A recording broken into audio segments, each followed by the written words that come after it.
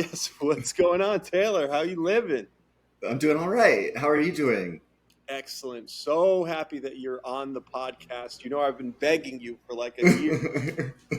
Sorry. Uh, no, yeah, this is awesome. It's you know, uh, good to talk. I don't know. Yes. I see grass behind you, or I'm pretty sure it's turf, but Yeah. Yeah, I sell cool. artificial grass in Beverly Hills. That's That's like my one thing I gathered at least. That's very cool. thank you. Thank you. Yeah, and I'm really passionate about contemporary art, and I'm really so excited to watch you gain an extraordinary social media community by doing the magic that you do. So I really just want to get into that, today. Yeah, cool. Uh, Sounds good. Hell yeah! So all right, so let's just start with like where you're located. Let's start with that, and then I just have Yeah, a million questions. yeah, man. Well, I live in a little city called Troy, New York, uh, in upstate New York, basically, like Yep. 3.5 hours ish north of New York City. Also, right next to Albany. It's basically Albany, but it's like across the river and smaller, and like I think just like uh, 1,000 times more pretty, at least to be in. But Wow. yeah, it's got a lot of wonderful buildings actually, and just Yeah, yeah. like So rich industrial age buildings. yeah. And I think it was just like making actual collars. You know, when collars were separated from shirts, this city made just the collars to attach to the shirts, and that was Oh, like their first big industry, which is just such a weird niche. Um, really? anyway, and Uncle Sam was born here. That's the other Oh, thing that Troy has.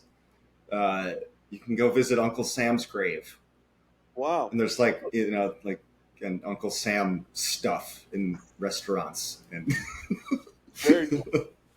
yeah. So that's Troy. That's where I live. And are you Uh, from there? I'm from. I was born in Saratoga Springs, New York, which is like north of here. It's around here. Um, so yeah, I'm like a upstate New York born and raised kind of person. I did leave for a while. I've lived in a bunch of places, but um, really the longest story possibly short. Moving up here was a choice that we made for like having kids, basically, or that I made Mm, for having kids. Yeah, um, but yeah, just there's so okay. And tell me a little bit about, and before we kind of get into art, like, is there a strong? I noticed that you are inspired by skateboarding, and yeah. like I love skateboarding culture also. So like, what is it like there, and how did you Um, get into it? well, in Saratoga Springs specifically, there was one of the earliest skate parks in New York. Very DIY. I had gotten by the time I got to it, it was like already like fairly established DIY, and this was like very early 2000s. Well, were But were wheels small yet? Like were oh yeah, boards yeah, wheels yeah. I yet? was definitely in like in 90. I'm so bad with like dates and ages. I don't remember what age I was at what year, but like I was like 15 when I really started skateboarding every single day. Basically, because the skate park had like a crew of guys that kind of ran it and had built it, and we're what I mean, and we're just also skaters.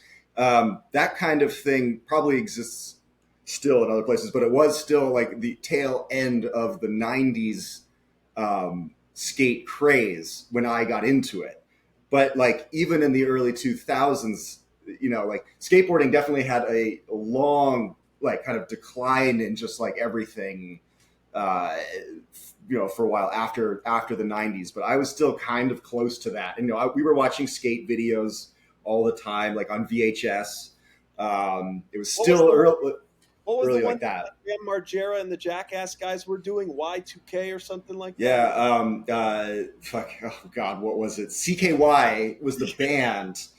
But they had those, yeah, they would put out those, CKY would put out movies that were even a little more nuts than the actual Jackass movies, but it was kind of the same cast of guys. I Yeah. forget what they were called though. Yeah, there's like a whole lore there, God, that I was involved in. Not like totally, not personally, but just Yeah, watching and enjoying. No, yeah, I and was still that's part of that skate culture.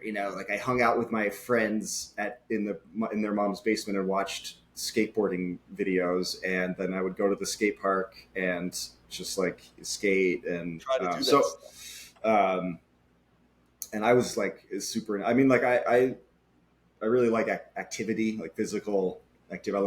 I love playing sports. I'm not very like competitive person, but I do love activity, especially with other people. Um, Helps it like it's what it is having a thing to do with people that we're both into. It helps me socialize so much.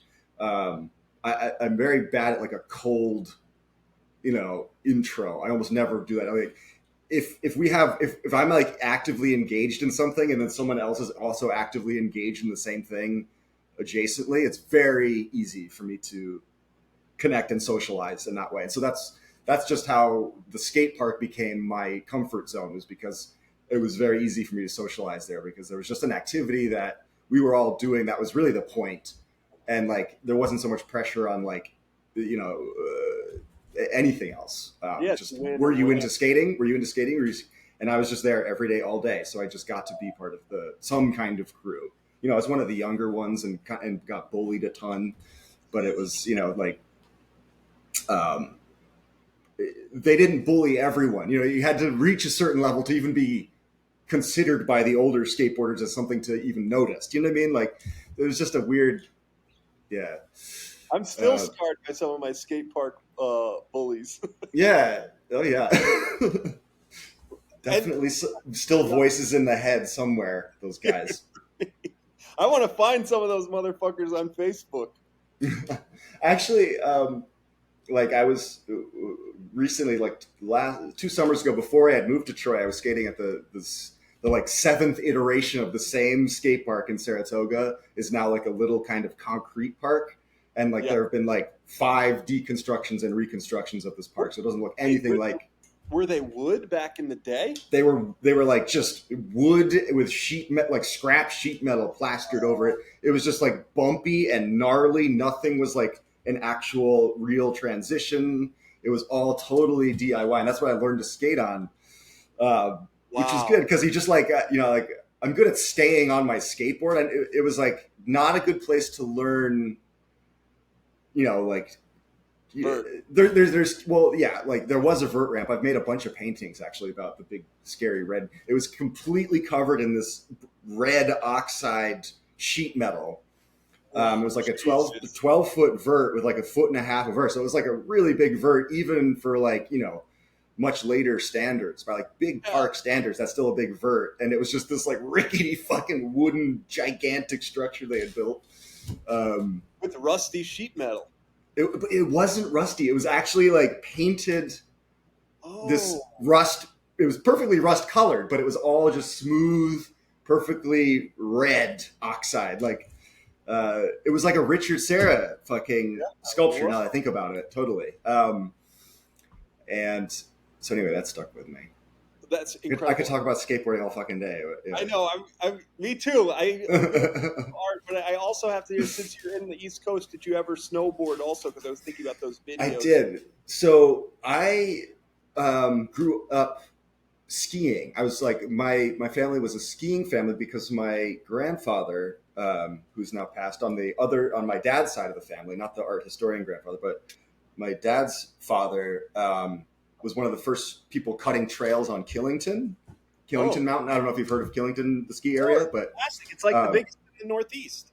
yeah, so he was like, like the story goes, he was the first, you know what I mean? But I can't tell if that's quite family legend at this point, but he was definitely, I mean, he became the president and owner at some point. And there were, other guys involved. Obviously, it takes a crew to cut trails Yeah. on a mountain, but he was, he's an early mountaineer and, ski trail cutter. So Wow. But basically, we grew up with all lifetime passes to Killington when he Oh, owned it. So my early upbringing, like we just went to Killington all summer. It was great, or all winter. And my family was skiers. And then as soon as I touched a skateboard, I turned into, I was like, I want to snowboard too.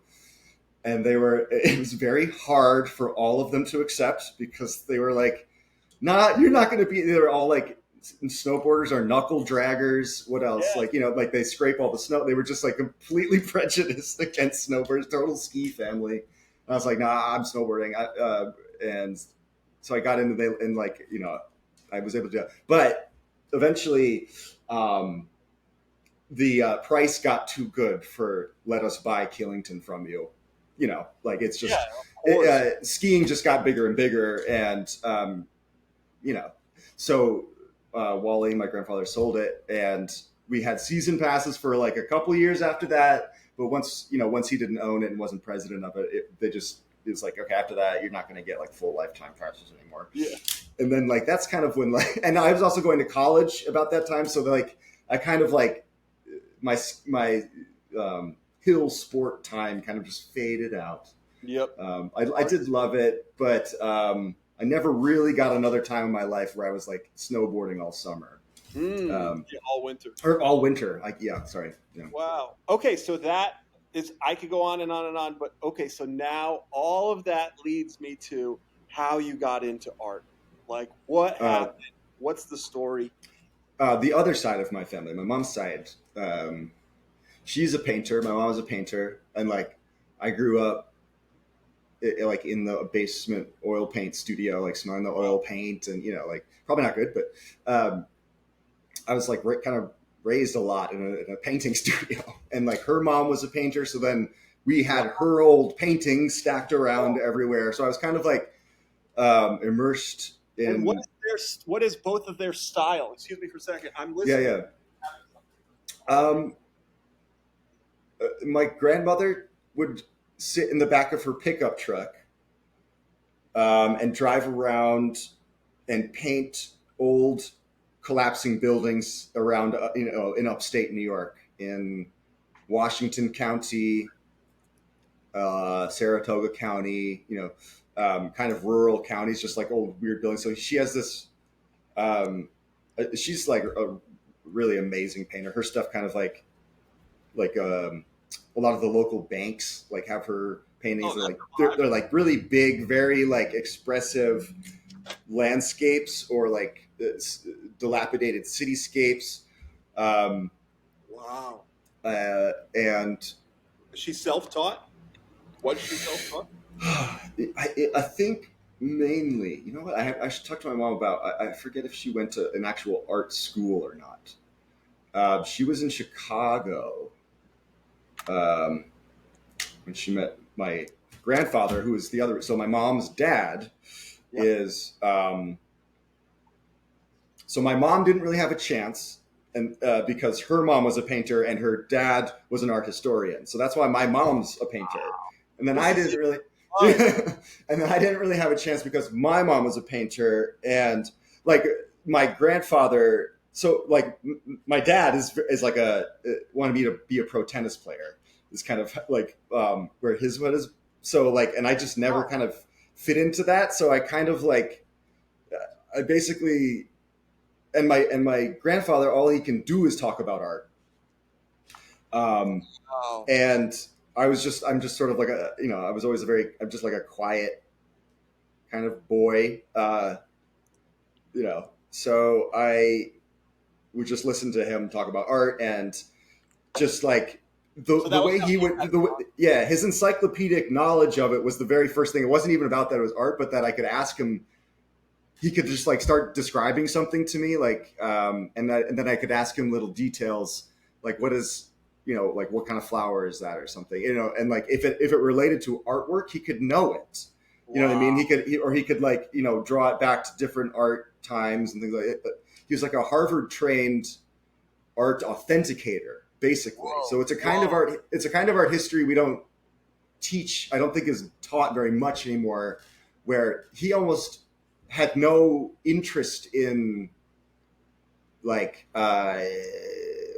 who the Medicis were paying, like that kind of art history. It was simply like the transitions between the way brushstrokes look and which colors are used and when it comes from, and you know what I mean. Like if it's a kind of art history that starts very much with like material and then can move outward a little bit from that. Style.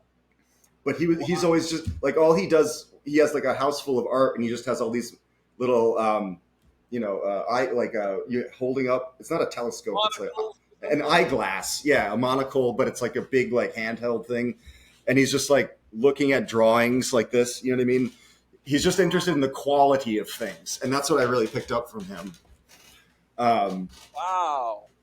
But And so, well, like, what is so enthralling about that to those of us who don't really understand? um, I mean, I'm thinking like about a very specific. Like he has a lot of, or not a lot of, but he has some old master drawings. Like he has some Rembrandt drawings, Whoa. and Hello. those are about just like looking at every little fleck of line and then stepping back and being like, okay, it turns into that, and then looking again and seeing the different shapes. And I don't know, like Wow. you have to be. I was the kind of kid looking at rocks in the driveway during playground or during like recess and stuff. I was like inspecting the different shines and the different striations in rocks, and that's what was like enthralling to me. So you do, I think, like if you're into visual art, you got to be into visual stimulus. You know what I mean? Like visual stimulus translates into more in your head, maybe. Uh-huh. It's amazing how like his DNA like went to you as a child, and like that passion like just like was totally inside of you also. I do wonder how nature versus nurture. I mean, obviously, like there's a point to be made for the genetics. I mean, my mom is a painter and all this stuff, but like also just being able to witness someone have a passion for that is like it is what do you call it? Like it allowed me to Yes. to do that. I think I was maybe emulating him or something at first, but I don't know. It was very early memories of just like staring at rocks in like big, like or like just gravel and trying to find the shiny ones and um, looking close at things. I think, um, yeah. And so, The way things change as I think scale has a lot to do. Like the way things change at scale, like what things are made out of, and then how that comes together is it. But then, and I've said this before, like I thought I wanted to be like a scientist or like some sort of like theoretician, because I knew that about myself early. I was just very curious about the way things are, like what is it really, and I kind of had a critical mind. Like I don't want to know stories really about it. Like I want to know, like I want to see it. But also, yeah, the art DNA was there, so I ended up just putting so much energy into the art and making my own things to see, I mhm. guess. Yeah. Anyway, I I think forget a what the lot question about was. how Sorry. like I think a lot about how like the importance of certain communities of people, and like I put scientists and artists like at the top of humanity in the sense of like, all right, it's the scientists like figuring out how to like progress our species, and then it's the artists who are like, communicating what it's like to be a human, to like further that understanding through the species. I think everyone's got their thing to do in life, I mean, but I know what you mean. Like that's why they're interesting to me, I think too, is that reason. They both feel like exploring in the edges of what we know or Yeah, what or I what really love that. um, and I think a lot of different things end up falling under those categories too. That's why I think my definition of art is so broad, because that idea that it's just anything that's like on a boundary and entering an unknown space like that requires some kind of new, like a creativity or an input to get past those barriers. And that's it's hard for me to at that level distinguish between what is art and what is not, I guess. Well, But that's ultimately kind of the point of this show, because what I'm trying to get at is I love like delving into what art is, and I think that artists who are defining that, um, like or pushing that definition, are ultimately pushing our species forward. But then how that ties into the market of what? and how that ties into how things are monetized and how things are traded and how things are valued is Hmm. something that is really unbelievably fascinating to me. And like and then how that progresses or changes over time through different generations or whatever. Mm.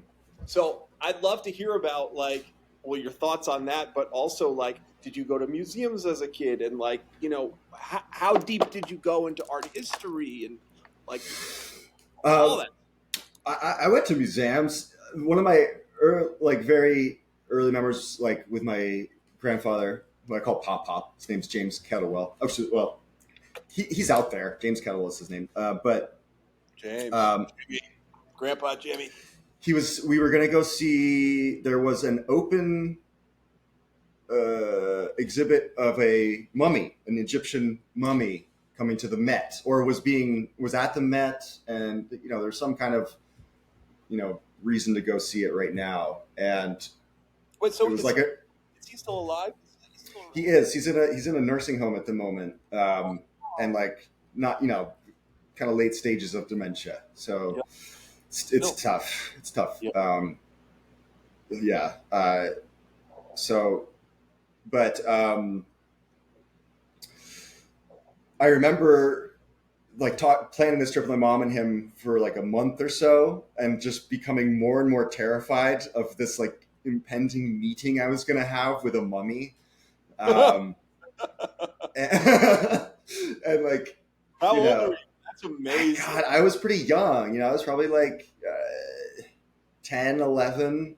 I bet I was around my daughter's age right now, right? Like thinking about it, like not too young, like old enough to like, okay, we're gonna go to New York City and like kind of have this like big trip and walking trip. And I was like old enough to want to go to the Met, have some curiosity about it. Because the other thing was they were always talking about it. I think it was my first trip going to go down there, and my mom and him were always talking about it. Like my grandfather's always talking about the Met and things in it, and so it was kind of built up, just through different, whatever Thanksgiving conversations up until that Yeah. point. So it was like it was a big deal the first time I went to the Met, and I like saw the mummy, and it was like crazy. I was like, "That's a real mummy from Egypt." And then, I got super into Egypt, like a lot of kids my age at that time. Yeah. I mean, I'm still super. Egypt's so fucking cool. God damn it! Like, Who built them? that's like really weird thing to say. Like the pyramids and the fucking lore and the hieroglyphs. It's like it just, especially to like artistically minded kids, it's just like, oh, that's the pinnacle of magic. Imagine civilization just doodling, like these are like my doodles, kind of, I mean, or like, I'm always doodling in my notebook, and here's a whole pictorial language. It's like, oh, it's serious too, Maybe that's what it is about Egypt in the beginning. For me, it was like a culture that took art deadly seriously in a lot of ways. Yeah, to really, yeah. I mean, however they built the pyramids, like probably horrible abuse. Yeah. They were thinking about it as art, I guess, some way. Anyway, Yeah, and like and so, and in terms of the how to sell things, that just no comment. I don't know, or like why things are worth what they're worth. That is just like, I don't know.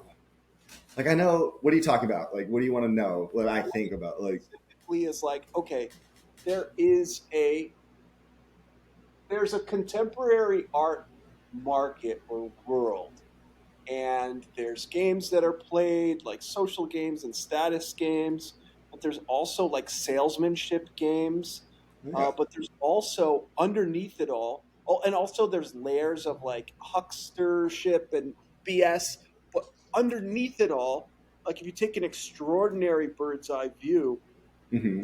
what moves the needle, so it seems, or over time, like the cream rises to the top, and like what has historical importance does get valued more.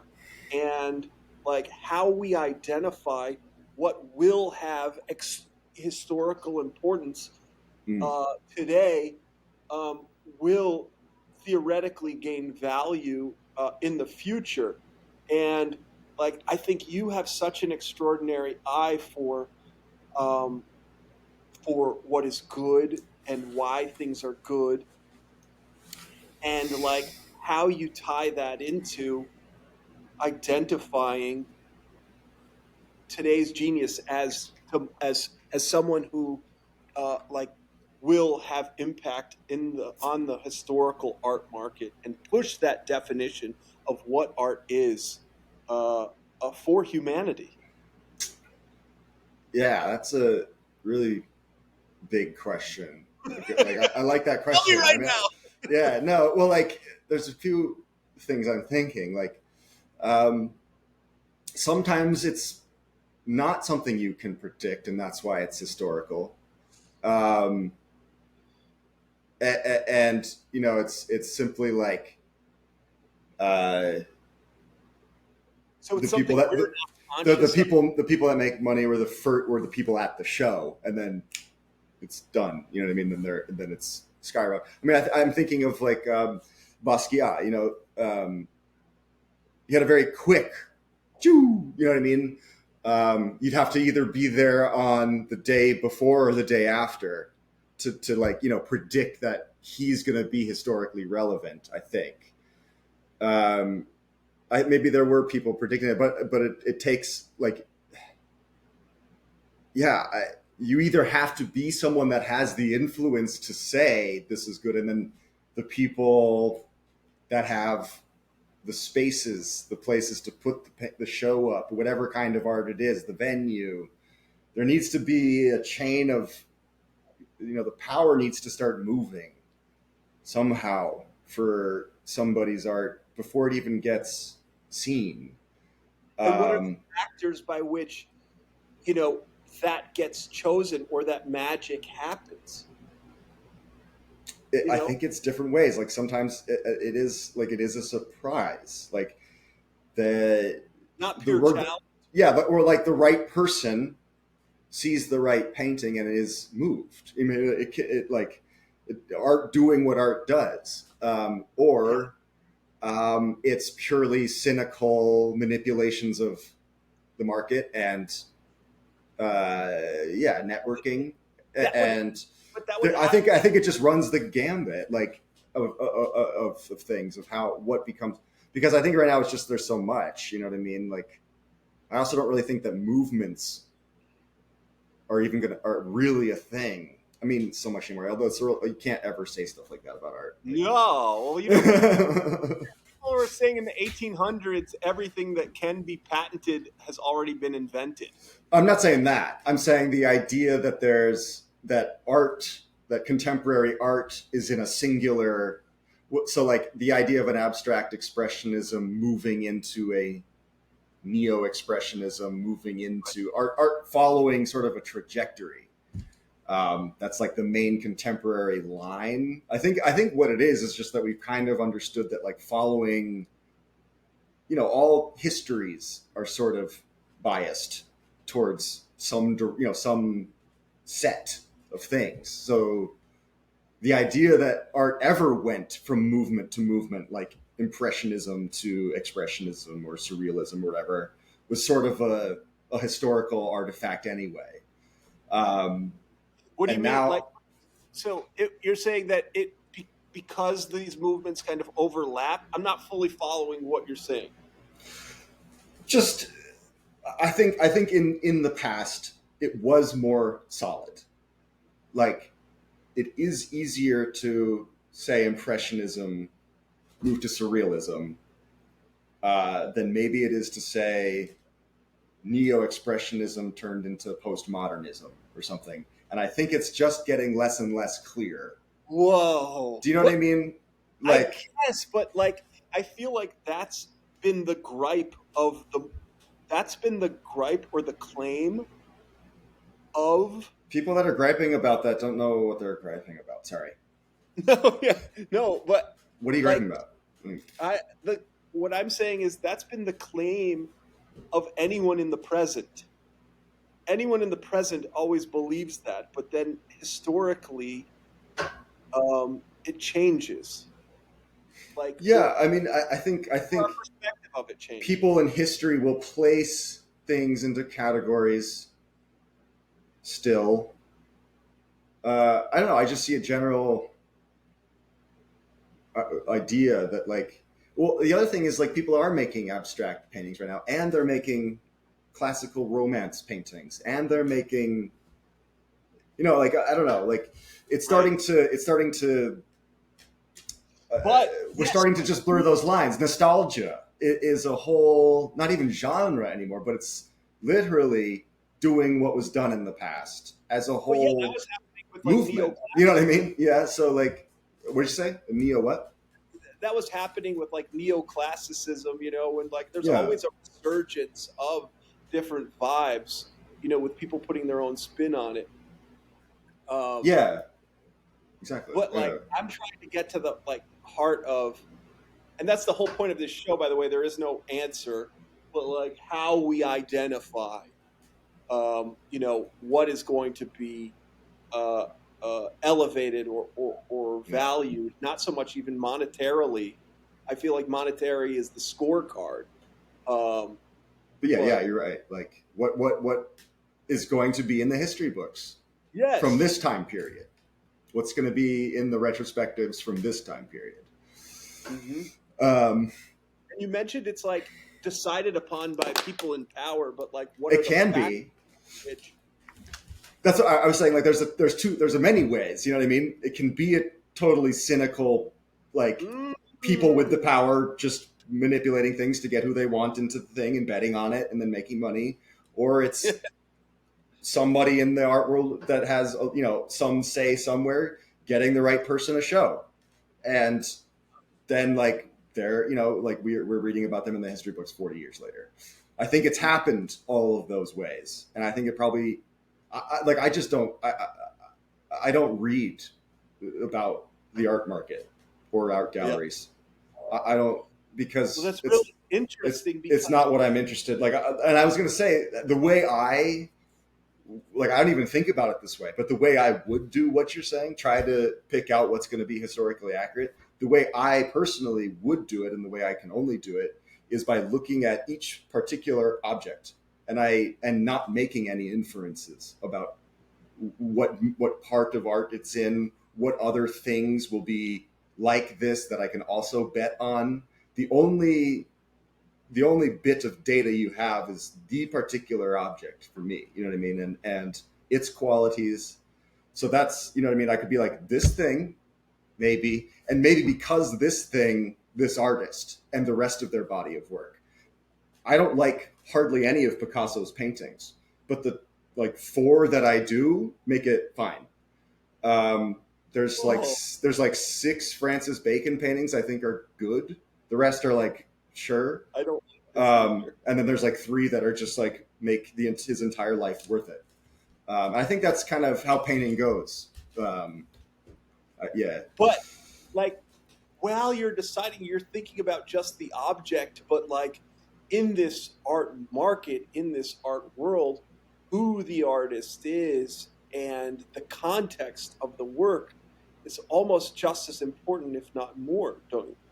Like, what's your yeah. take That's on that's why I'm very bad at talking about the market because I'm interested in the objects, it? Okay, and so then, uh, Yeah, I would say like if I would understand the market more, maybe if it was more about objects, uh, Wow. and like So yeah, like less about who's who. so help me or the listeners understand, like, what makes is it just pure beauty? What makes an object significant in your eyes? Lots of things. Uh, Beauty is one of many, many, many things that could be within or a part of something that makes it have value or impact on me. Yeah. Uh, but I think also the desire to negate beauty somehow, which a lot of people Mm. like dunk on as like a very postmodern and nihilistic thing, I find to be completely the opposite of nihilism. My idea is that if it's possible, art should do it, and that's progress. If you can negate beauty in some way, let's absolutely 100% try. If you can, what you know what I mean? If you're not hurting people, like so, there's the Black Mirror episode where like the artist has the prime minister have sex with a pig, or he's gonna kill his daughter or something like that. Like, and it's a performance. It's meant as a piece of like basically protest performance art. I actually don't like it is art, but I say like that sucks. That's shitty art. You know what I mean? I think a lot of people have the idea that like, oh, everyone would say that's the best piece of contemporary art. I think a lot of people would be like, 100% never do that. That's the worst piece of art of the, you know what I mean? Like you condemn it the way you condemn any murder. Like it's Right. just 100% the worst thing. Or you know what I mean? Like you don't want to make art that kills people but there's an infinity around that needs to be done. And you know what I mean? And it can get close to it should get as close to territory that it shouldn't as it possibly can.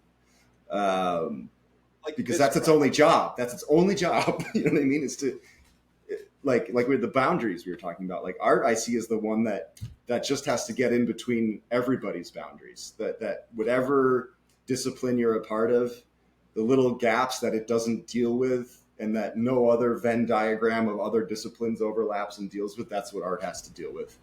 Um, so it has to just go into the places that things don't go. Wow. Um, So it's not just about uh, the visual arts. no, no. I'm the same way with music, architecture. I mean, like lots of things are visual art. Yeah. Yeah. Architecture, Yeah. well, like landscaping, Furniture. right? Yeah. Rock carving, um, But the and sound. object. Yeah, things I can. I think it really is sensory things. You know, things that impact the five human senses. Art objects. So I kind of that's all yeah. I'm into. incredible. And so tell us a little bit about how, like, your Instagram community started to evolve. Um, well, like my first video, I had just kind of like 4 days earlier been in a mental hospital in Arizona, and I had Whoa. been leading some anonymous groups. I have always had a really hard time speaking and like being like I was like a quiet kid and not very talkative, just shy. I'm still very shy, kind of like I don't know what to say to people really. Like, but um, doing that helped me like just have a voice. So, and the other thing was I didn't have the phone that whole time. So I had this like weird like coming out. I had my phone again. I had Instagram, and I was like just used to like really talking to people really honestly, very honestly about everything. And I was like, what am I do with this? What am I going to do with this social media shit now? And I just saw a piece of art I didn't like, and I said, I hate this fucking piece of shit. And then it went viral. um, so yeah, it started as me just like like very quickly, I just started out just by like being like, okay, I don't like this shit either. I don't like this shit either. I very really like quickly realized I can't just say this is shit for like 7,000 videos. Um, Right. what you know, I mean, and luckily I had the background I had. I grew up the way I had. I've been to art schools. We didn't even go to that, but I have been to art school and like, um, I'd done tons of art critiques. So I was like, well, I guess I can talk about art. If there's like people now that are following me that all I had to say was this is dog shit and they're now into it.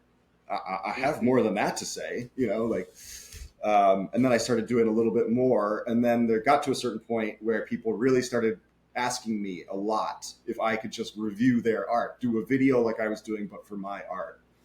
Mhm. Um, and I did a couple, and then I was like, "Give me $10," and then I started doing them for $10. um, and then I did a couple of those, and then I really codified it as the dungeon. Um, there was going to be chapters. I was going to do 50 people each time. Like I kind of made the business model Yeah. after doing a couple for money like that way, um, and that took it off really. Like I had gone from 200 followers to about 18,000 just on like the Wow. viral shit talking videos. And then I went Wow. from like 18 to like the 100 or wherever I am now, basically on just doing the daily anybody's art critique, um, Wow. and trying to take it seriously as an art critique. You know, I've definitely done better and worse at that, and like watching me get better at it, I think is a big part of it for people too. Like, I'm definitely every time getting better at it. Yeah, and you're developing. So, like in today's economy and in today's world, attention is the most important currency, I and think yeah, you have the most. You know, maybe second to Jerry. I mean, not Jerry. Yeah, Jerry Saltz. So you're really up there, you know, and have the capability to you have the think most influence. I guess that is tough for me to recognize. Like, Baby, take it to um, you heard just it here. because, yeah, like I am still very much in my own dungeon world. You know what I mean? It is a world of my creation, and so in that world, I recognize that I am like, I guess I'm the dungeon master. You know, like I'm the face of it. I do it, and that's my world. But outside And of that, it's tough to me to like gauge how the art world or the people that are wherever how they see me or are influenced or what my actual impact is. It's just hard for me to well, it's know. really interesting because the art world is gonna always, always, always gaslight you and uh uh what's the word? Like make sure that you are not that it's not acknowledged that you have the community that you have and the influence that you have Oh no, because um, why would they do that? that's the game.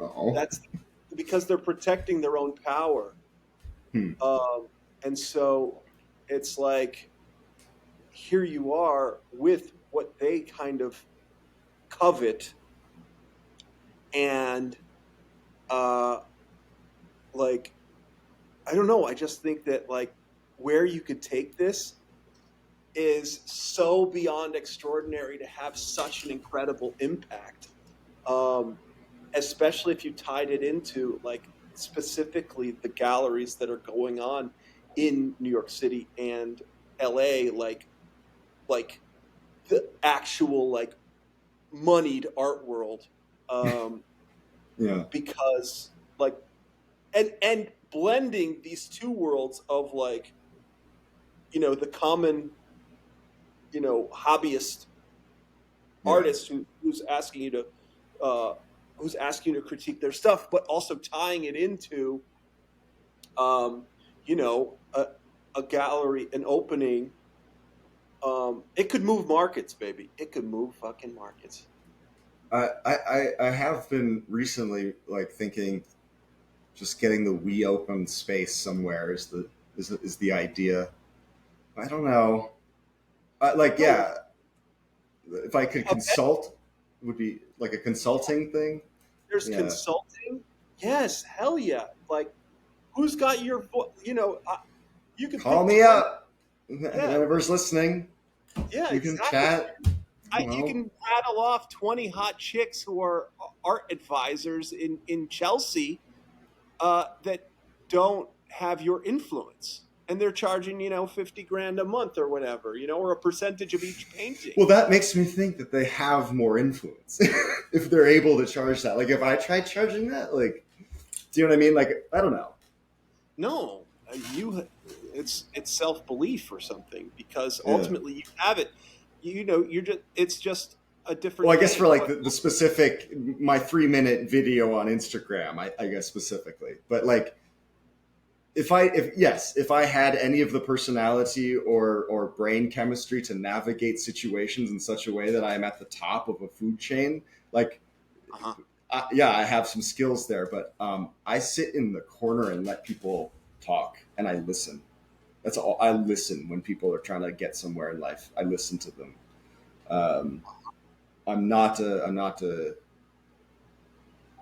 entrepreneur. Put it that way. I make paintings and I listen.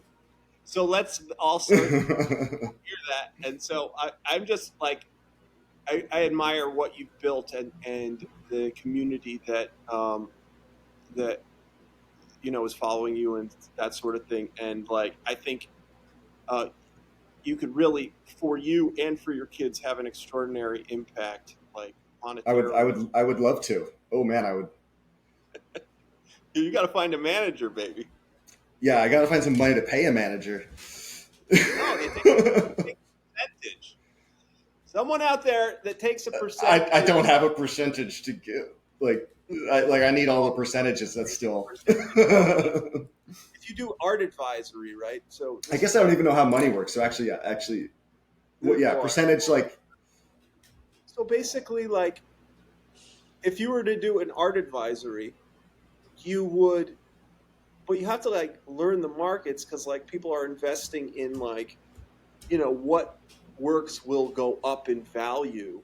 yeah. And I feel like I have no confidence in telling people those kinds of things. Like I can tell them which ones I like and why. right, and that has And extraordinary value too. yeah, but like like yeah, I wouldn't be like definitely buy. I don't have like I'm too. I can't sales pitch people. I'm too real. I just can't bullshit in single ounce. I can't be like, yeah, this will definitely go up.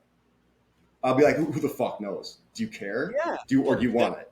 You know what I it's mean? all Like, it's always a guess, but like, it's even a guess for current. But the odds are your expertise like would be right more times than not. And so, like, I and don't people know, just have to trust that. Yeah. yeah, or you'd have to work on that. And so, but that's enough of me. Like, with my coaching, I have to hear about your painting and your artistic journey, and less Um, the critical journey. yeah. I mean, there. I've been painting since like early. Like there was always paint in the house, but I didn't want to be an artist until maybe 15, and I was kind of struggling against it. Like I was trying to be a scientist or something because everyone in my family was an artist and constantly talking about art. So I was like, I'm going to rebel and like not be an artist. I'm going to be a square. um, but yeah, like my the brain chemistry of my family caught up to me. I was like, I guess I have to be an artist. Um, Wow. but my high school teacher, Mr. Hotailing, really allowed me, gave me, what is it, the permission. That's what I've been thinking. He gave me permission to be one, and like it showed me why it was cool that I kind of just naturally was into it and could do certain things, like just from seeing it since birth. Um, I had a little bit of just knowledge of the way a brushstroke looks. Like it's very painting specific knowledge I have in the very early beginning. But I can't draw for shit. I can't like render shit. I never could. My mom and my grandmother are both like incredible, and my sister got the gene to just be able to draw shit on site. My stuff looks like 5-year-old stuff still, and my handwriting looks like it's from a 5-year-old. Are you Um, lefty or righty? I'm a left-handed. I'm lefty, which definitely contributed to it because no one can teach you how to write. But With the ruler, they could back in the day. yeah, right. They used to be able to teach you how to fucking write as a lefty, but not anymore. They just gotta let you fuck up. But yeah, so no, I was never the kind of artist that was like, oh, I'm good at this. Let me keep doing it.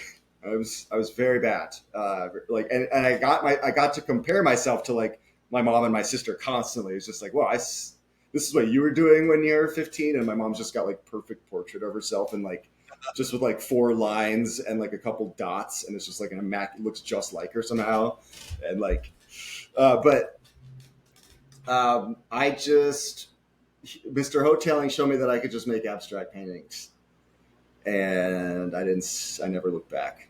Wow. Once I was given permission to just paint or draw or fuck around, like in the beginning, it was like it's okay to do whatever you want to do. Mm-hmm. Because I did have so many voices in my head from my family about what different things, like different schools and different, Yeah.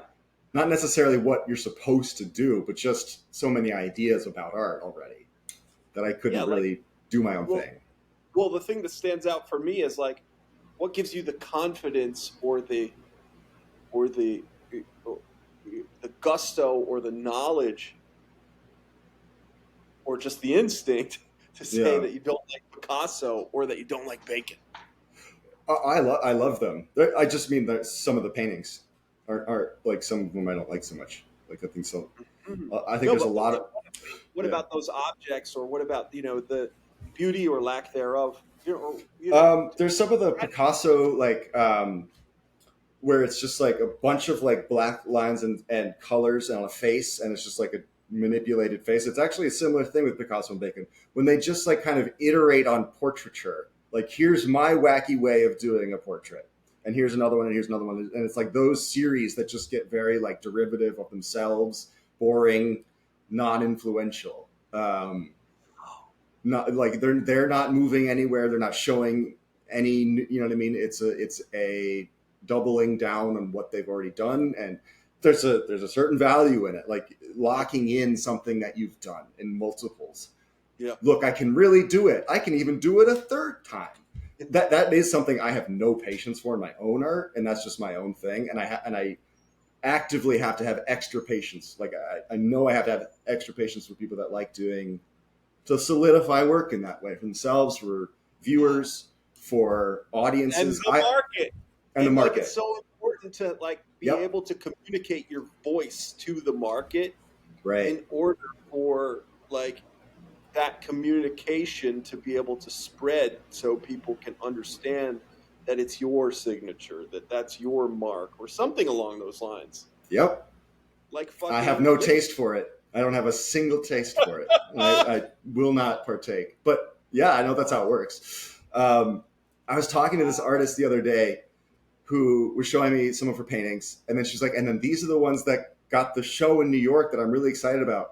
These are the good ones, and they were the worst. They were these giant. It was just vases, and it was over and over again different kinds of vases with different cracks in different locations, and they were giant. And I was like, these are the most generic paintings I've seen that you've made in the last 3 years. It makes complete sense that these are the ones that are going up in the biggest gallery in New York City.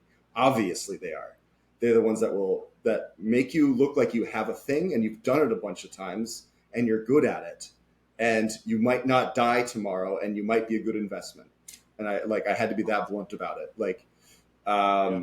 you might be able to do it again if asked. I don't care if you can do it again. I want to see a good work of art. Period. I don't ever care if another one looks like it ever again. And it doesn't matter. You made it. Like that is the goal in my mind. Make good art, or the world is not going to work out. Like if we just only care about what the market wants from us, Uh-huh. it's just going to end badly. Like we're not gonna we're going to be dull people. Yeah. So I root always for the art that's like distinguishes itself and doesn't commodify itself, doesn't lend itself to a market. I mean, like sometimes a great work of art will also lend itself to a certain market, I think. So that's implying that, throughout the ages, the great art is lost within the like I think within plenty his. of great art is lost in history. Plenty of great art is lost in history. I think we find it every once in a while. And we're like, oh my God, did you believe this was happening? It happens a lot. Um, yeah, Yeah, like the market is almost a preservation tool. totally. That's a really good point. Um, that's a really good point. Kind of like preserving already, like investments that are already made in a way, or like, But also yeah, for what's being created today, it's like, all right, like the game fucking sucks. It's so hard. It's so bullshit. Like it's guided by forces that are a little bit corrupt and maybe a lot'll corrupt. even if they're not corrupt, it's just usually not very good taste. It's usually just like, again, that's like taste that's like tinted. Wow. It's taste tinted with, but will it also sell? You know? Yo, well, that's a great point because, like, you know, how are you defining taste? Because ultimately, like, you could say that some of the most extraordinary works, uh, or if taste is a status symbol, Hmm. oftentimes, now you can't buy taste. Now, I'm not saying that, like, They by do say golly, that, don't they? like, so if you've got a status symbol that that symbolizes taste, the price will theoretically go up. But oftentimes, like the first thing that comes to mind for me is like there's a lot of like tourist art that is often bad in Hmm. like major cities that you'll see like True. this gallery has in the most expensive location uh has these like gross paintings of like money or something like that. Hmm. Yeah. Like That um kind of tourist art. Yeah. There's like, and there's also like the ones I was thinking of was like the sort of attraction-y art. I think Brad Trammell has a bunch of kind of stuff on this, but like the sort of Disneyfication of galleries and museums where like they're kind of having to be these sort of fun interaction things, or like the big Van Gogh full sensory experience type of deal. Um, But it's like, to me, that doesn't make Van Gogh less of a masterpiece. That's just a oh no, no, way to like, monetize his legend or something. totally, yeah. It's that one is especially funny though because it's like, you know, the painting is the thing that's really revered by people, and yet the attraction is like is just projections, and like, but they're bigger and then maybe they're brighter, but they're actually not the thing that anybody actually cares about. Like, Dude, or you're like kind of being convinced that it's the same, or that this is like what he would want. Like, but I don't think he would, but I don't know. yeah, That whole thing was weird. dude. Well, that brings up. It's like, all right, well, what is the important thing here? Is it the masses' perspective? Is it the artist's perspective? Is it the Right. business perspective? Is it the historian's perspective? Like, what the critic's perspective? Like, what the fuck is going on? Yeah. Well, I mean, like, I think the reason, like, the business thing, well, it's like because nobody can see anything if there's no infrastructure. You know what I mean? And no, like, uh, like you said, like no preservation of what's Mm, going on. You know what I mean? There does have to be some business, some money interest, in order yes. for any kind of scene, or Yeah. like, I mean, not that's not true. I mean, culture happens everywhere, no matter how much money. But like, if you want to have a painting show in New York City, you're going to have to it's just hard to move things in New York City. It's got to have value It's hard to somehow. turn It's on gotta, lights. You know what I mean? Like yeah, to it's turn not free. do everything in New York City. Like, Yeah, so Chelsea Gallery. there the business interest can't be kicked out 100%. And I don't know, like I have been thinking a lot about like, I say I don't think about the art market, but like I have been thinking about like, like I hear from all the things that I hear that it's like slow, and they're having to find new things to do to stay afloat. And I'm just curious what that really like, what that I don't know means for art and artists. Mm-hmm. Um, Well, I think throughout history, even in a booming economy, being an artist, even at the top of the top, like I just spoke with someone, is lovely, incredible couple who have an artist residency. cool. And they were saying oftentimes the artists at the top of the food chain selling their works for, you know, tens of thousands or hundreds of thousands, or maybe not millions, but those people at the top of the mid tier, they're having they can't even afford their own art. And Yeah. so that tells you like that even in a booming, if you reach the top and it's booming, like you're still not balling out of control as an Yeah. artist. No, yeah, you're still kind of hand to mouth or whatever it is. Like Yeah. the sums of money are larger in all the directions still. Um, Yeah. And you can't just throw it on eBay and get fucking 20 grand. Like you've got to play the yeah. game. Yes. In order to like have the infrastructure right for a 20 grand painting, there does need to be infrastructure. It's totally true. Mhm. Surrounding it and like And the your person gallery has buy to, yeah, they need to know that there's some professionals that are going to be handling that thing from door to door and everything like that. So, yes.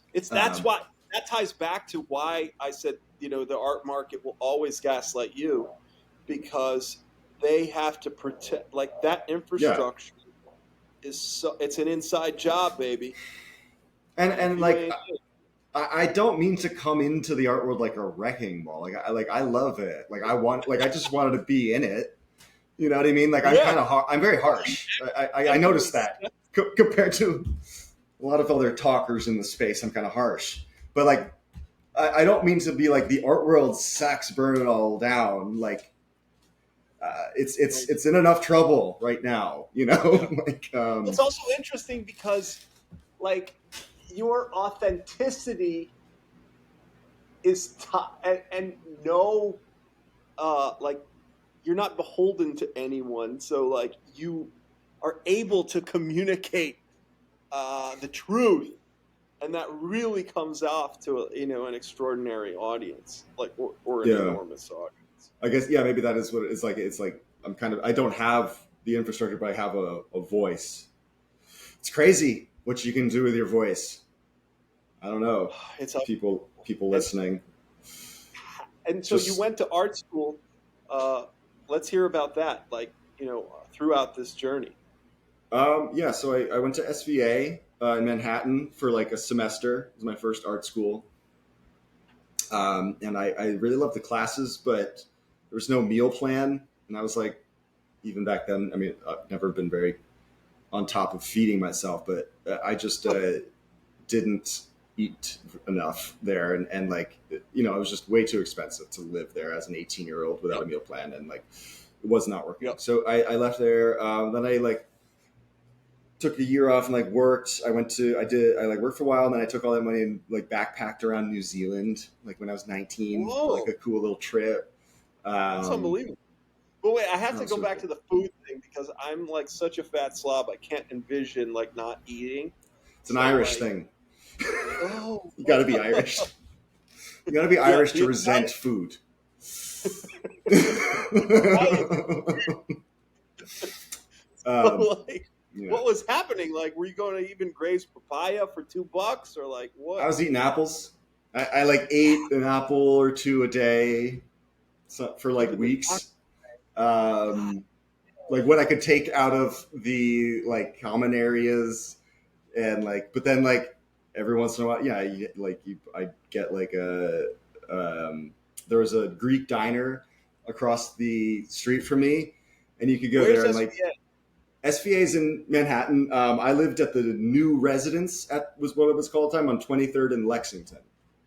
Okay, wow, Um, great area. Though. yeah, Super it cool. was cool to live there. It was a really cool area. I wish like a lot of me It's like wishes like Little I kind of India. I stayed there. What'd It's you like say? Little India.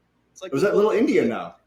Okay. I When I think was there, there so. was a Greek restaurant across the street, Okay, but okay. um, Maybe I'm tripping. yeah, was there India? Yeah. Well, anyway, yeah. So yeah, I didn't starve to death, but like I was just Yeah, yeah. You weren't eating enough. I That's wasn't a eating lot. enough, and like there were just compounding factors there. It was just Uh-huh. very intense, heavy for me. I just wanted to make So art, and I wasn't able to concentrate on that really. what were your art takeaways? And you didn't want to participate in like in the art game? You know, back to this like this whole the art market I keep bringing up and that I sort of wanted thing. to Like be in the part of game. Yeah, I wanted to be in the game early on. Like I was like I want to like be a New York City artist. I do. Like yeah, I still do. Like that's still my dude, you dream, have that honestly. vibe. You have that vibe, Um, 100%. it's like it has always just felt like the place that kind of that's the only thing I can do is be a New York City artist. Yeah. Sounds so pretentious, but um, it is pretentious. It is the most pretentious thing. And Yeah, like literally, I can't um, think of anything more pretentious. it's where the But it's starve for it. You literally have to starve to do it, to be it. yeah. So, but yeah, but like that was I didn't want it maybe bad enough. And I was like 18. I didn't know. And I never have been a social butterfly. Like that was something I always knew was I was going to have to figure out someday.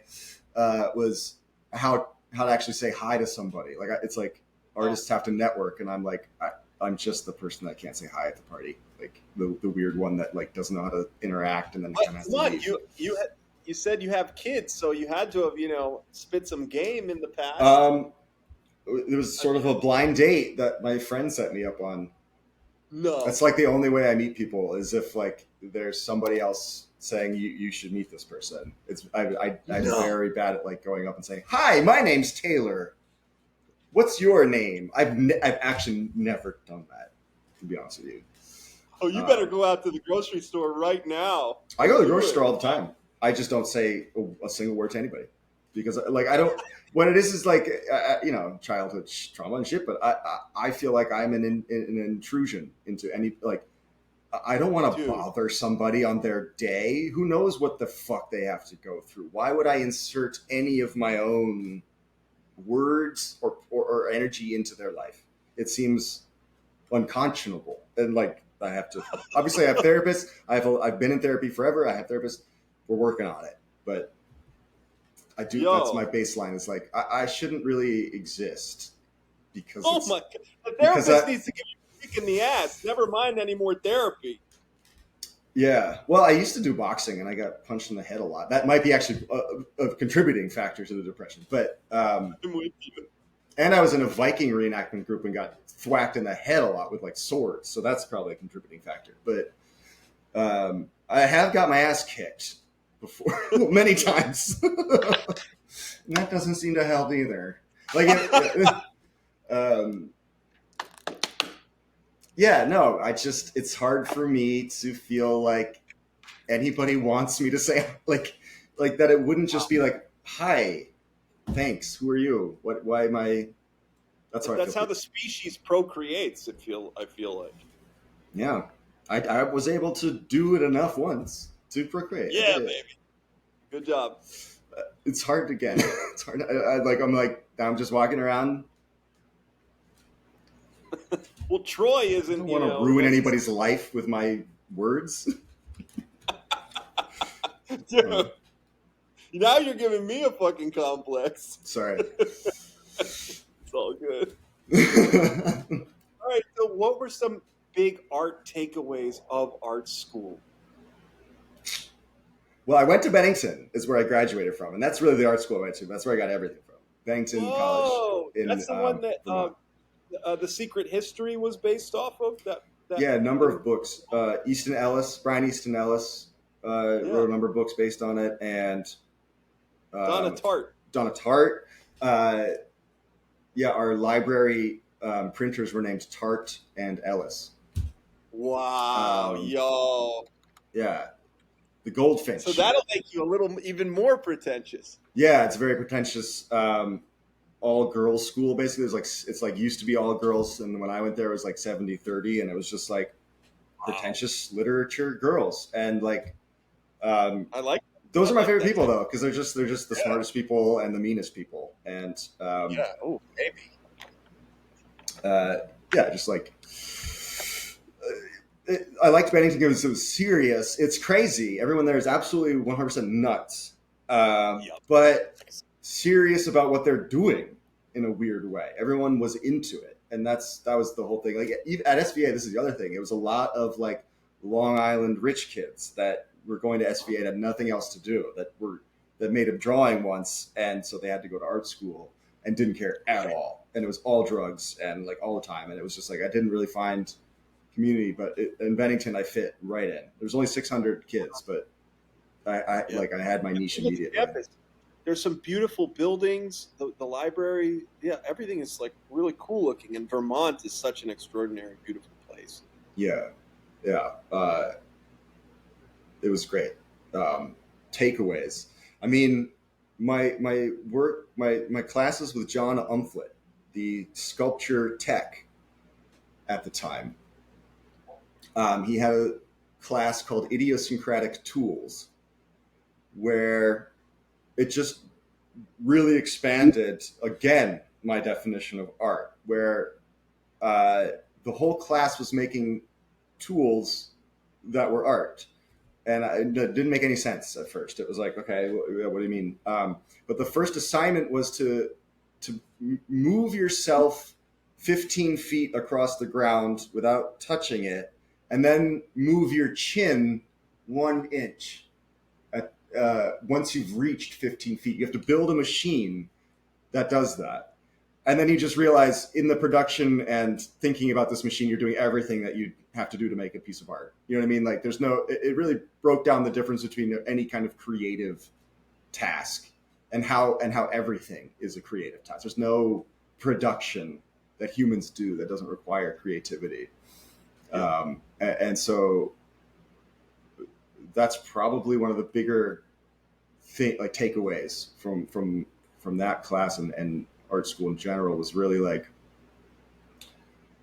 don't take like to make great art you cannot take any piece of the world for granted, like even mass production or even uh, AI.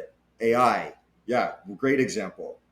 Like every part of me resists AI for sure. Like I don't use it, I don't for anything, and I probably should, but I don't resist it in the sense that if it's gonna make like it might make great art, or I don't put it out of the realm of possibility because if you do that with art, you will be proven wrong. That's just the only thing we know. Like Right. if you So say this will never be good, that thing can never make great art. This will never be great art. That thing immediately turns into great art. You know what I mean? Someone will turn it into great art. That is, you know what I mean? And um, so so true, dude. you know with the AI art, it's just sort of this game. It's just sort of this waiting thing. It's just like, well, eventually there's going to be the masterpiece, and we're just going to have to handle it. And it's just getting it's like getting more and more compelling. The thing that I'm actually kind of thinking now is that it'll just get infinitely more compelling, more grabbing and interesting for us to watch. More like I've been watching Gandalf skateboarding in Isengard and stuff, and like that are generated by AI. And so I'm like, oh shit, it's just going to be more and more niche, more and like it'll be more and more real until you can just see anything you want seen played out in front of you. But will it ever make a masterpiece, or is it not actually that kind of thing? It's more of a anyway. If you think of it as just the medium, if it can convey the soul, because ultimately, like great art conveys the soul in some capacity. Like, See, I'm not comfortable with that either, but I have no idea what great art is or what it conveys or contains. okay, We so that I'm so happy that you're saying that, because that it leads to, my closing question, or not my closing question, but one of the final Yeah. questions is, like, how do you define good or great art? It's just the hardest question. It's the hardest question. When I in less serious and less places where I don't need to give the perfect answer, where I really want to right here, I say I try not to define it. I just don't. I let it be. But But um, you're the one saying if something's good or bad. I am the one, and then when they bring that up, I say I kind of know, like the very even less satisfying thing. I know it when I see it. Um, it only exists. It only exists when you notice it. I think I said something like this actually before. Like the only people that know what great art is are the people that are making it right now, like right now. Because if you draw boundaries around what is contained with good art, the next piece of art made that doesn't contain those things might be great, and then you'll have to remake your box around what is contained within great art because someone just made something that wasn't Wait, in the say, box before. say that really slow. For I'm not. Sorry. I don't understand. This is like a kind of like infinity mathematics. So like Yeah. it's sets of infinity. Like so, Okay. here's one infinity, here's two infinity. Okay. Um, oh fuck, I already lost my train of thought. But that's what it is. Dude, Um, why?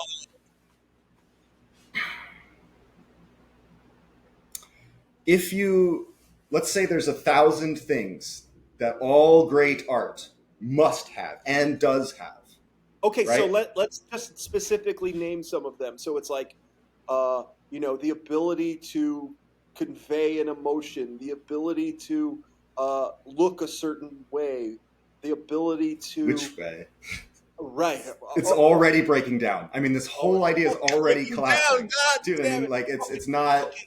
There's no So tangibility no, to but there what. is, because that's what you're supposed to learn in art school. That's what defines the market. Sorry. No, these are all things that I don't know the There's a answer lot of to. things. There's a lot of things you learn in art school that are doggy doo doo. But uh, yeah, But the these are idea the that things. or like who gets to decide what goes in that box? You get to decide. The books that you read are the ones that are deciding what is contained, and only these things. And Is it history that decides it? Is it the market that decides it? Is it you, the artist? Is it us, the I think the idea that that it's ever decided is silly. I think the idea that we ever know the the full constraints of great art is silly, or the full constraints of bad art, or we don't know.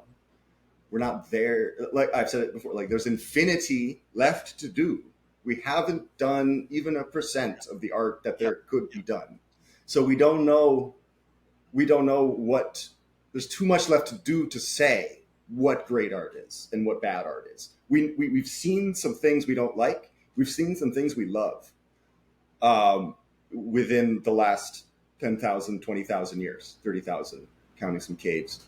yeah, yeah. There's some things we hate, some things we love. That's the How would you, extent of our in the knowledge. most rudimentary definition, how would you define what it is then? Just art, not even great art, then just what is art? Uh, Sometimes I call it an activity. Sometimes my Oh, definition of art is yo, something yeah, people yeah. do. Something people do when they're bored, and then they realize they can also do it when they're not bored if they want. Uh, So I just have to. I just got reminded. My friends used to make fun of me. Um, when I was in high school, there was this blazing chick that I wanted to bang, and I yeah, would always say that that'll happen. that her parents were artists for creating such a masterpiece. Well, yeah. I mean, people are beautiful. Like, yeah, beauty is one of the things that is required for great art. Then every human being is a work of great art. Period. Um, and like, because that doesn't say that it has to be. A lot of people say, well, the person making it has to say it's art, and I'm like, what if they die before they get to? But it obviously looks like art. You know what I mean? Like, art is not something that we are in control of and that is human under our, we don't get to define it. We partake in it. We get to touch it. We get to be with it. We get to, but we're not its creators. For sure, we're not its creators. I don't think. Oh, so you see it's like a divine extension Well, of I don't our even know if it's humanity. divine. It's a force. It's a thing. A creativity. The fact that we have imaginations is more, is maybe the divine, is like, is the thing that's more confounding than that art exists.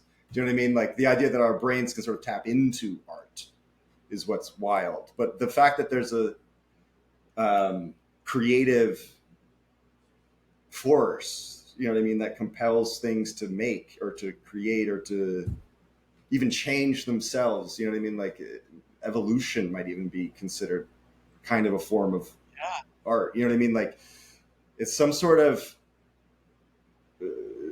pathing forward, pathing towards something through the chaos that it seems to all be.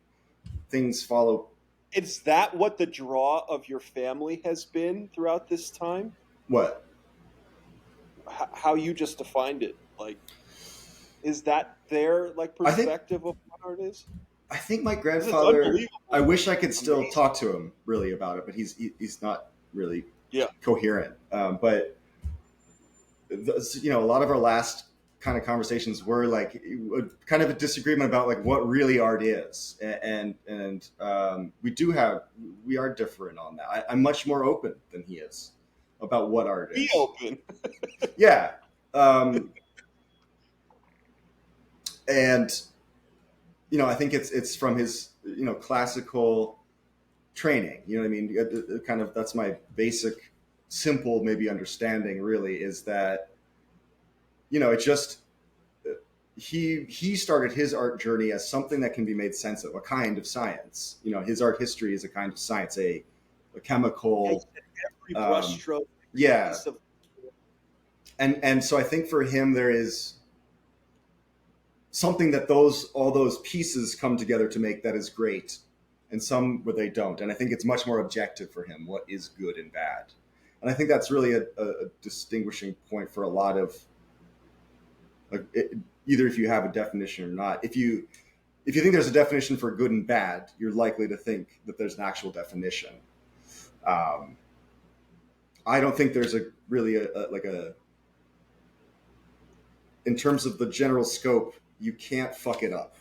Is maybe how I'd put it. but you Art, can do you can make but the shitty thing art. is, yeah, man, like so many people today are making art that like just falls in line with like to give you an example, something I've talked with other people on the show with. It's like a lot of artists just fucking copy Basquiat, Yep, um, that's true. and it's like okay, it's important in their progression as an artist to want to emulate that, Right. but to like um, you know, but We that don't we don't we don't have to go like this for them. yeah, exactly. That stuff has already been done in it. Like Yeah. for me, it makes me roll my eyes, and I don't know. It doesn't inspire me. But if I saw a fucking real Basquiat, I would fucking lose it. Or I There's do, they are yeah they are special. I mean, that's the thing. It's like if you do see one, you understand why people start wanting to copy them, because it's like it's this very insane border between completely raw, uneducated, any like like I if I was just free enough, I could make a paint blob like that, but you're not. You know what I mean? And you go and try, and you realize, um, right, yeah, like right. he's special for that. Um, yeah, and then you come back and you see it and you recognize he had an energy. Like this is like kind of my progression with Basquiat. It's just like Yeah, being like sort of skeptical, then seeing them, and then coming back to them and being like, and then being like, oh, if I, yeah, it's like it was a slow progression, but yeah, I'm at the point where he was 100%, masterpieces. I mean, mm-hmm, he should be forever in the history. Um, mm-hmm, mm-hmm. I think so for sure. Wow. And then, And so people will be copying him forever, as long as humans exist. Same with Van Gogh. Same with Da Vinci. Same with like and like people that don't even know they're copying these right. artists, but they think like Wow. this is my own style. But they've just internalized a style that is so human culture, just baseline at this point. You know what I mean? Like I think Basquiat will definitely be at some point like that. Like we don't think of it as Basquiat. It's just like yeah, humans draw like that sometimes. Dude, that's really good. That's really I like that, and I'm gonna kind of think about it through that lens. Cool. It's like refreshing. So, in the as the truly final question, where does the name "We Open" come from? It's a misspelling of a "We Are Open" sign. Like it was a grand opening of a restaurant when I was like 15, or it was like middle school. Walking around my friends in Saratoga, and it was an Indian restaurant that was opening. And instead of saying "We Are Open," she said "We Open," and we giggled. So there you go. That's the whole amazing. story. That's it. Really good. A lot of people think it's like way up in like weapon. It's not that. It's just no. it's just "We Open." Yeah. But it started to fit because it's like, well, I am a pretty open person, I guess, and like, yeah. But yeah, it wasn't about that to begin with. I like it. And do you have any final kind of anything you want to plug? Any questions? Any last statements for the massive 30-person follower community of my podcast? I just I don't know. I want to plug some love and good energy to everyone listening. Yeah, and to you, and to everybody. Dude, I gotta say, this was an enthralling conversation. I had a lot of fun, man. This was cool. So much fun. If you're ever out in LA, hit me up. Fuck. That was so. That's really tempting. Yeah, dude. Because it's winter time here. Roll through. I can see your window. I'm like, is that where the sun is? For sure. Man, thank you so much for coming on doing this podcast. And I hope to stay in touch. Thanks for asking me. And I can't wait to see what you do with your career and your audience, man. It is really inspiring. Thank you. I can't wait either. Hell yeah. I hope we can talk again soon or sometime. Definitely. Talk around. Have a great rest of your day. Bye.